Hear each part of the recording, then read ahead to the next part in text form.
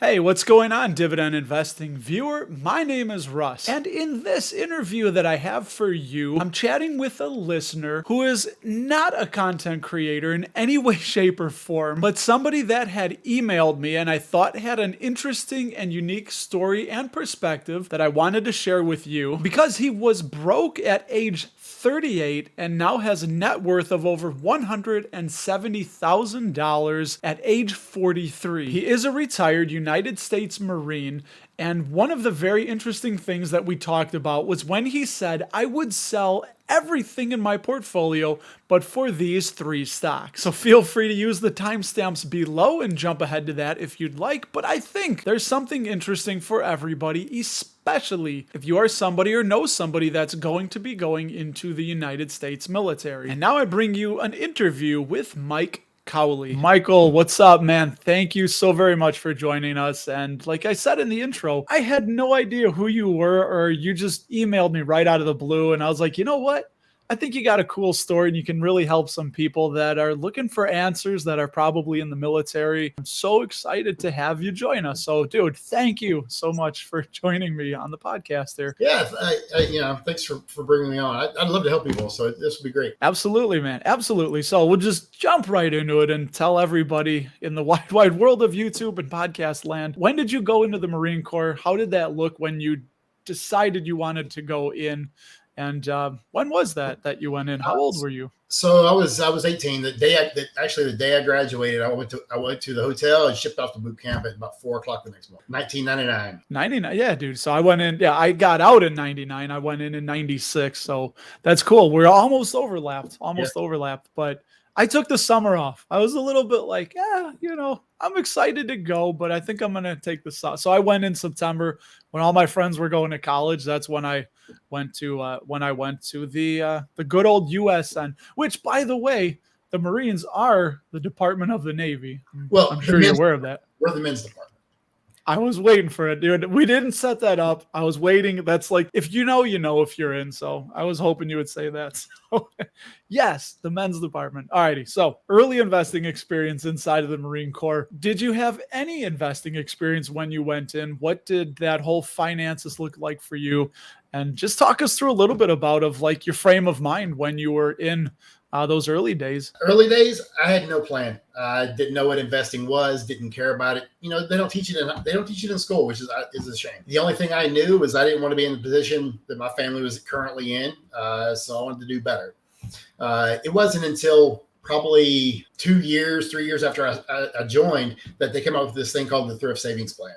It's essentially a 401k for federal employees. At the time, they didn't match. They do now, but I didn't know anything about it. So I just said, I'll throw 1% in here, 2%, and I would bring it up. I'd bring it up and bring it down on percentages based on how I felt that month, which was stupid. I should have just set it and forget it. But I started doing that, and I should have paid attention to it because it was all going into a money market fund instead of like the S&P 500 or small caps or international. That was my 8th year. I went into a class before I deployed. They made us do a financial class.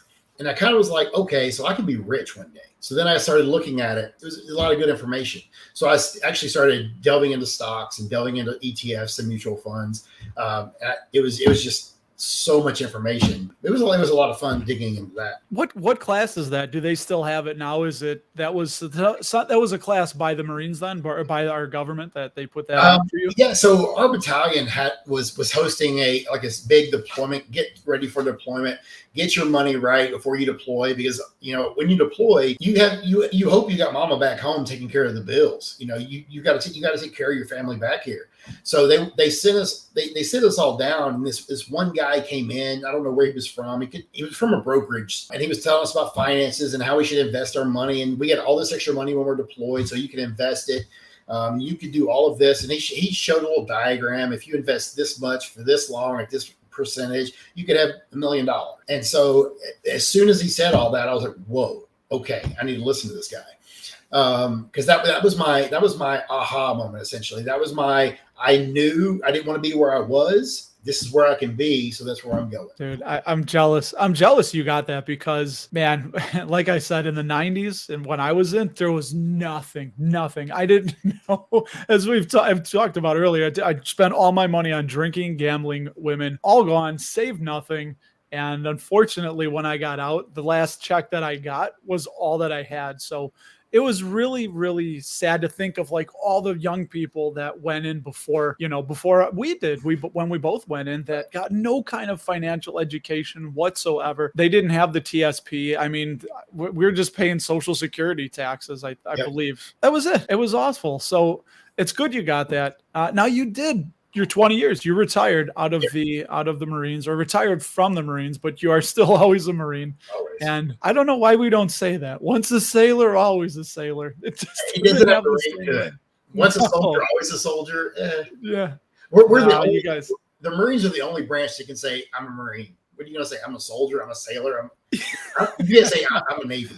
Exactly. And that's the funny thing. Like, I have a friend down at Belmont Harbor, or he has a boat in Belmont Harbor here in Chicago, and he's a sailor. He knows more about sailing than I do, but it just doesn't have that same ring. So kudos to that. That was cool that you had that aha moment and you didn't want to be where you wanted to be. So did you have any early challenges? I mean, was there any mistakes you made? Anything that there was a bunch you kind of would have done different? Oh, there's a lot of them. Not knowing anything about investments, there was times I hesitated to put any money into the TSP because I didn't know what it was. I was like, oh, they're just trying to take my money. Something else, it's just some other scam. So I would put money in at 1%, knowing I could put in a whole lot more, but I didn't. And then I went up to 3%, then 5%, back down to 1%. And I mean, you couldn't take in-service withdrawals, but I did do something really stupid. I drew it all out when I retired to pay off a bunch of debt. So that was a big, huge mistake. Never do that. But my biggest thing was, yeah, I took out a big chunk to pay off debt. I took out $170,000. You one-upped me then. Yeah, I was only at I think we did about 10 grand to pay. Oh, wow. We paid off debt and we bought some gold and silver. There you go. So stupid. Yeah, I did it because of debt. I took out a bunch of stupid debt, cars. When I retired, I bought a brand new motorcycle because I deserved it. I retired. So I paid all that stuff off, and to this day I regret it because I would have multi-million-dollar. So that was, live and learn. Dude, like you said, that was, we can't go back and change the past, but we can not only learn what we're going to do different going forward, but we can also share what we did wrong with people like you who are listening. And, by the way, for all of you watching, thank you so much for being with us. I really do. We really do appreciate that. So you paid off debt. Talk to that a little bit. You have a son. I mean, what do you tell him about? Is that one of the things I don't want to say beat into his head. That sounds wrong. But I mean, is that one of the things you talk about, staying out of consumer debt and underspending your income? Sure. Yeah. So I actually did him a huge favor. I bought him his first car, brand spanking new, when he turned 17. I sold my house. So I rolled some money into my savings, but I also bought him a car so he wouldn't have consumer debt. I don't want the kid to have any consumer debt whatsoever. Now, when he got his first job, I told him, you're going to live on 30% and you're going to invest the rest. So that 70% we break between a savings emergency fund, and then the rest goes to his Roth IRA. He said, okay, he's fine with that. And my thinking behind that is I know based on my income that I live on about 30% and the rest goes to necessities. So he does the same thing. If he lives by that and learns by that, he'll have multi-million dollars by the time he's our age. I showed it to him. $1 right now, by the time he's 60, will equal $97. That's just $1. He's got $4,000 already saved up, and he works part-time. He goes to school full-time. He works part-time. Yeah, he invests, and he's all about it. He's like, here's all my money. Do it. So he's getting excited about it. I show him the numbers and his eyes get all big. So he's super excited. Yeah. How does he feel about, so as we're recording this, the market just has had a string of red bloody days, just getting beaten down. So how is his mentality around that stuff? I mean, what do you educate him on it? Does he care? Is he worried? He doesn't care. He doesn't even look at it. He just wants to put more money into it. And I'm like, do you have any money to no? He's like, what do I need money for? I go to school and I eat free. What do I need money for? He doesn't have a girlfriend. He doesn't leave the house. He plays video games when he's home. So yeah, sure, okay. I got $20 in the bank. I'm good. Okay. So I invest the rest of it. He doesn't even look at it. And of course, I don't tell him the market's down and you've lost $300 in your portfolio. But at the end of the day, that's small game. He's looking 40 years from now, not this week, next week. I'm jealous, dude. And that's crazy. 30% that you live on. I'm the opposite. We save 30% and we live on the 70. So, I mean, dude, that's fabulous that you guys can make that work. And it's just igniting fire to the fire to when you can, your investments and your savings are going to rocket ship. We bring in about, being retired, we bring in about $104,000 a year. And we save over $4,000 a month. And then we live on just basic everyday thing. We both live on $250 a week. And when that money is gone, it's gone. We don't do anything. I mean, that's a lot of discretionary funding we have, and we save $4,000 a month. Hardcore. Dude, that's what that is. That's hardcore savings. But you got to be aggressive. Like, I feel like you're trying to make up for lost time and some mistakes we made in the past. I wish to God I would have known that. I mean, when I was young, when I was your son's age, it was like money was what can money buy? Like, that's what can I use money to buy instead of what can money earn?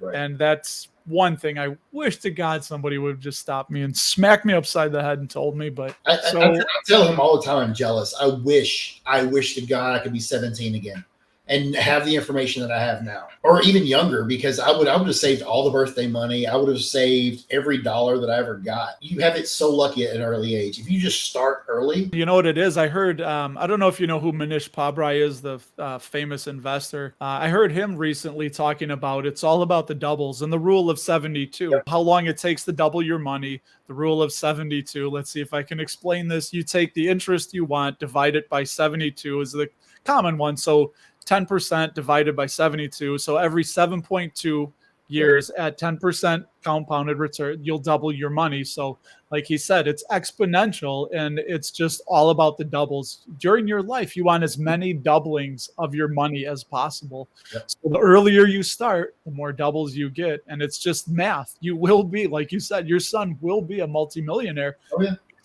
It's just math. Obviously, not if you put it all into TSLY, maybe, or or JetB or JetQ. Right. It may be okay, or, but I'm thinking more like individual stocks and things like that, things that are highly leveraged. It's just that market. So the S&P 500, which, it's self-cleansing. I think still year to date, the S&P 500 is up, while a lot of stocks that I'm individually invested in for the dividend income. Yeah, I checked today, it's up 10%. For the year. And that's the thing to me that's, now that's total return. And, what we're trying to do, what we're comfortable with is we're trying to maximize the passive income, the dividend income, and essentially living off the interest without having to eat into the principal, meaning not having to sell any shares of stock. Still, dude, like the S&P, it's like you don't have to do anything. You just put money into this ticker, research, nothing. Yeah. There's nothing required other than just directing money into that, and then you can forget about it and be on your way. But maybe it's some lunatics like us that like to go a little bit deeper and play the game a little bit differently. So I guess we kind of covered a little bit of what advice we would give to the youth. So you manage portfolios for a few people now, from what you've told me, which is crazy. So tell me, what does that look like? And then maybe even what are some of your favorite stocks right now, some of your favorite investments, or you don't have to give dollar amounts, but what are you invested in mostly? Okay. So, my net worth is about 176,000. So I do manage 4 different portfolios for various people that were in the military. They're all guys that I worked with. One guy is now 65 and retired. He's got about 2 million just sitting around, and he's got his play money where he does do individual stocks every once in a while, but majority of it right now is just sitting in money market funds, and I can't really fault him for that. He's pulling in 5% interest. I can't fault him for that. He just wants income right now, but he's not looking for growth. He wants to spend every last dollar before he dies. Okay, that's your right. It's your privilege.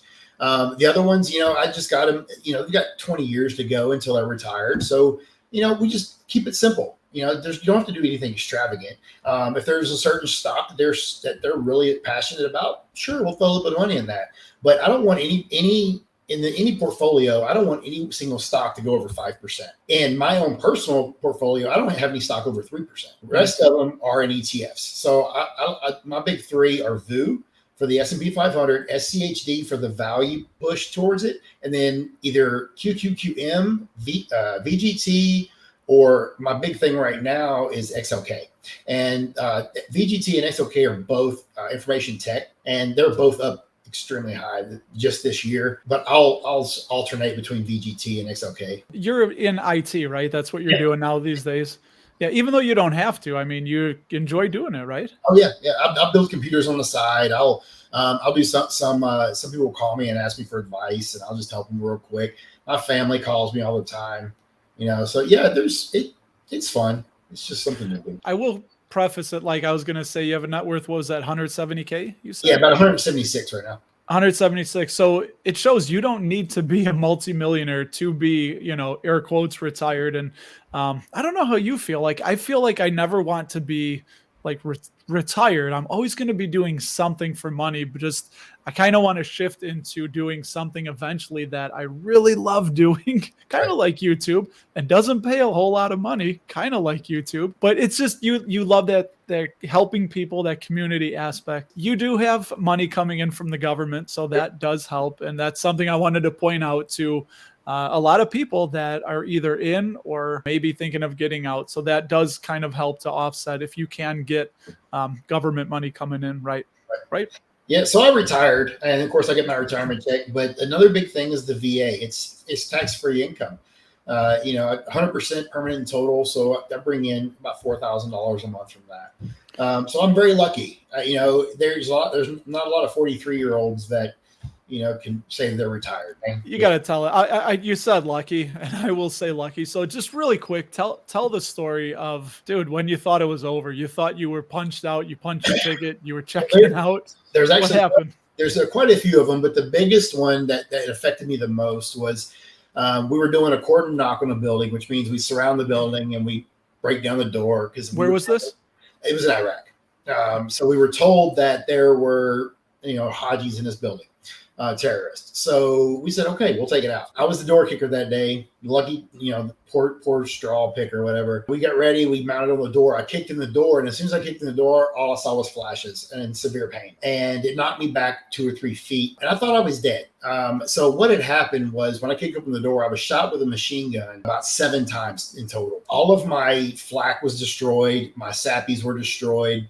I had 12 magazines on my chest full of ammo. They were all destroyed. It crushed my sternum, broke 6 ribs. It was like I had an out-of-body experience because I saw them drag my body around, and I saw a guy throwing a grenade. The grenade went off, and as soon as it went off, I blacked out. And I thought I was dead. I thought I was done. And then I woke up in Germany, and I just recovered from there. But yeah, there was a bunch of them. IED explosions, IEDs right next to you going off. An IED buried so deep that it lifts you off the ground. Instead of it killing you, it just lifted you off the ground because it moved all the earth.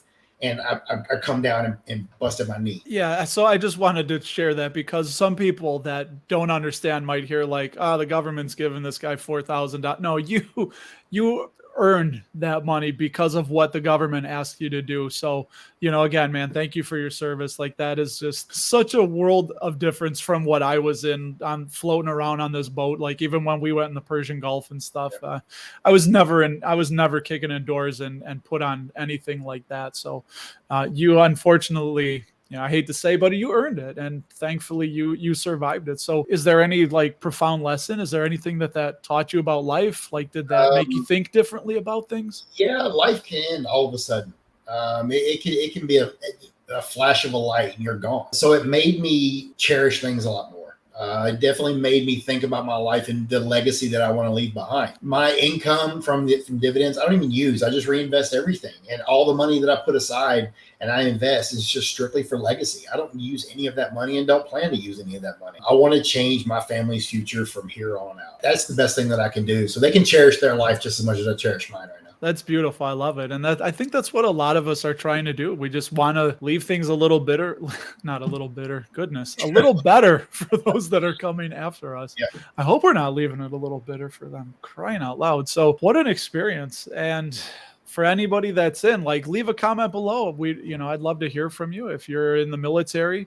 I do want to share that with you because before we went on, we were talking. You have a website. Are you comfortable sharing it? I don't have a website. Oh. So yeah. So if you've been in the military and you're getting out, a good thing to look at is VA Claims Insider. If you've already been out for a few years, it doesn't even matter. VA Claims Insider are great. He's helped 4 of my buddies go from 50 to 100% or 20 to 100% in VA compensation, and they provide their own doctors, they provide their own C&P exams, they provide all of that stuff, and you submit it all. They take a small percentage of when they don't get nothing unless you get something, and it's not a lot. One buddy, he was out of the military for 20 years, and he was at 30%, went all the way to 100% permanent in total, and he wound up paying him like $1,000.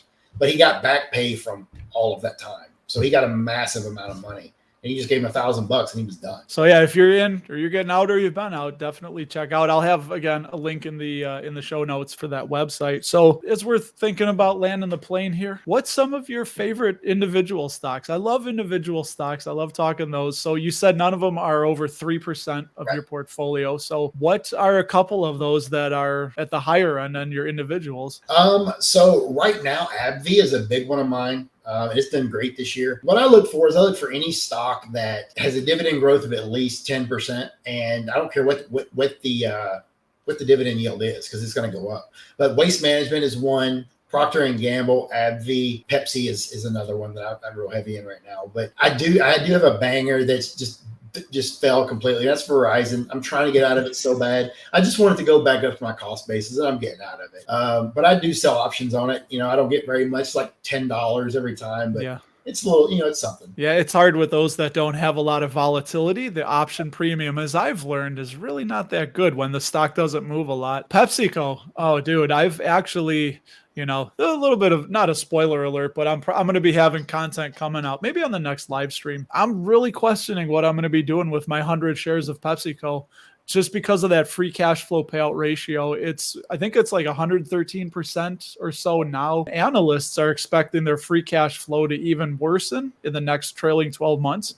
Or no, the next trailing 12 months would be the next 12 months, I guess. If there's a way to confuse myself, I've just done it. But it's supposed to be like 133% free cash flow payout ratio. And it feels so weird to say that now that I'm thinking about selling them when I was such a proponent of them and I want to hold them forever. But when I started investing in them and when I got that 100 shares, that free cash flow payout ratio, and it was nowhere where it is now. So something fundamentally has changed with that investment, and it's kind of a red flag. And do you ever feel like you might be too emotionally attached to a stock and you might overlook some of the big red flags that might be waving right in front of your face like I am? No, if I like them. And so the reason why I bought Pepsi to begin with is my son loves chips. He admires chips and Pepsi. They got a snack line, they got their soda line, and the wife loves drinking Pepsi products. And that's the only reason I bought it. And it's usually always sold out wherever I go. And it's just annoying. So I bought it. And yeah, it's down. But the way I look at it is they're a dividend king. I'm going to keep them. It'll go up eventually. But am I tied to anything? I could sell anything in my portfolio other than my SCHD, my XLK, and my VOO. I'll sell everything else. No problem. It's those things as investors, dude, we got to work through. And everybody has their own little...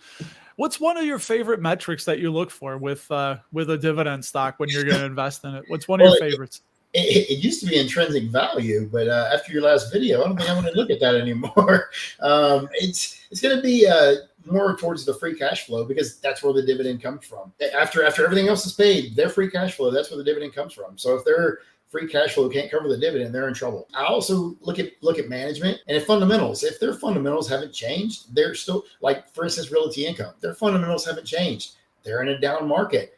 I'm still buying. ADC, I'm still buying. Prologis, I'm still buying. So, those are all my Roths. So, Ooh, ADC. Joey agree. I just tweeted it out. So their CEO yesterday picked up 4,000 more shares in the mid like $53 range. And last week he bought 4,000 shares. So he's bought like 8,000 shares. And that's on the open market. That's not his.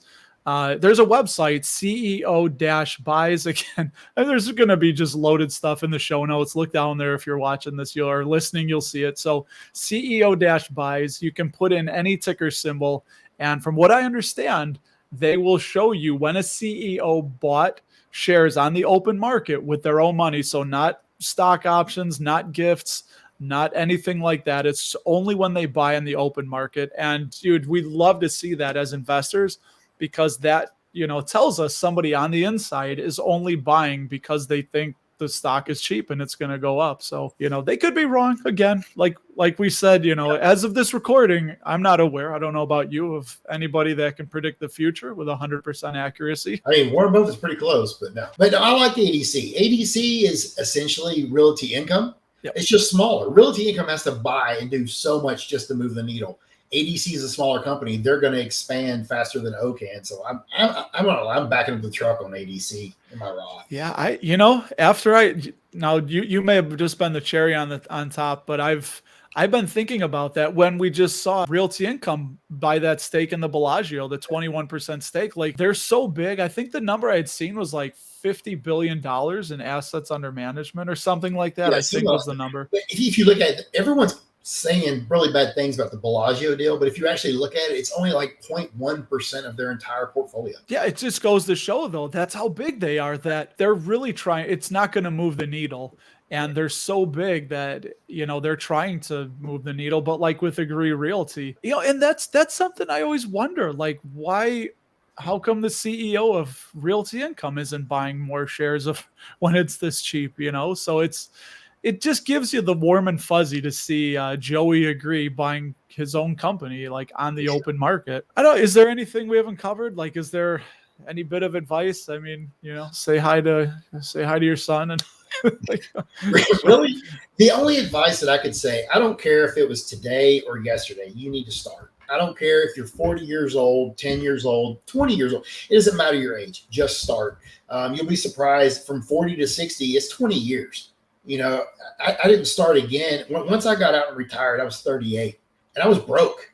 I took everything out. I was broke. And then I started all over again. And now I'm back up to 176 and I'm only 43. So it only took a couple of years. It doesn't take long if you just set it, forget it, and just start. You're never too old to start. I got my dad just retired at 65. He didn't start until he was 55. And he's already got $100,000 saved up. So he just retired, which is, it's not a lot in the grand scheme of things, but it's going to help him through his retirement on top of Social Security. Broke to over 6 figures net worth in a few short years. Dude, I've really enjoyed this, and I'm happy I had you on and you came on. Yeah. So is there, if anybody wants to send you a lot, do you have any kind of social media? Is there any way anyone can get in touch with you that you would like to share? No, I pretty much banned all social media personally. I don't like it. There's just too much drama out there. And save the drama for your mama. I don't want anything to do with it. The only thing you can do is just email me. It's my last name, Cowley, Cowley, Mike and Sierra, so ms01@gmail.com. Yeah, and again, I know I do this a lot. I'll have a link in the show notes if you'd like to email Mike. And I guess I'll end it with this. If somebody was thinking of going into the Marines right now, what piece of advice would you have for them? Do it if that's what you want to do. Boot camp is going to be rough, but I loved it. I love basic. I'm a very structured guy, and I love structure, and basic was amazing. It's really simple. You do as you're told. You can't mess it up. You really can't. If you were going to go into a service and you hadn't picked, if I could go back and do it over again, I would went to the Air Force. I'm sorry to the Marines out there. Oh, no. But I'll cut this out. I'll edit this out. No, by all means. I'm serious. I've even taught my son. He was going to he's very soft-spoken. He's soft-hearted. He'd never make it as a Marine. So I told him, look, you need to go Air Force. Just go. Because Air Force, what I found is Air Force. Yeah. Well, not only that, but Air Force seem to be more successful, actually. They actually do more because they're not kicking indoors, man. They have a special ops, but they're not kicking indoors. They're doing their job every single day.